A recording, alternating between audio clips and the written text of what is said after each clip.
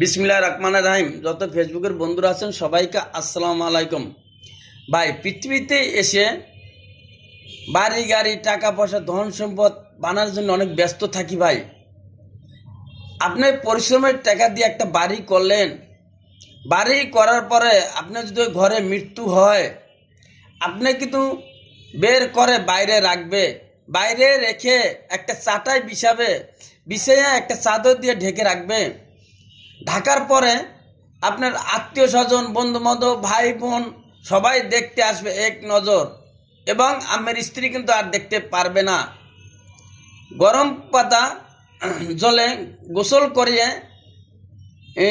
সাদা কাপড় পরে জানাজায় নিয়ে যাবেন। আত্মীয় স্বজন বন্ধু বান্ধব জানাজার শরীক হয়ে জানাজা শেষ করে অন্ধকার কবরে নিয়ে যাবে। ডাইনে মাটি বামে মাটি, মাটির হবে বিছানা, উপরে বাঁশ দিয়ে মাটি দিয়ে হবে অন্ধকার কবর।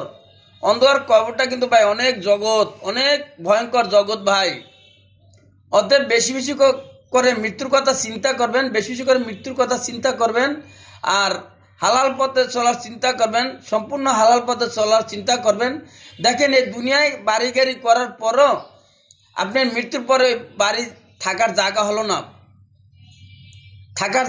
আপনার মাথার মধ্যে চিন্তা করবেন আমার এই দুনিয়া থেকে একদিন চলে যেতে হবে। এই দুনিয়া কিন্তু থাকার জায়গা না, অন্ধকার কবরে। অতএব আপনি যা করেন সম্পূর্ণ হালালভাবে করবেন, মানুষকে ভালোবাসবেন।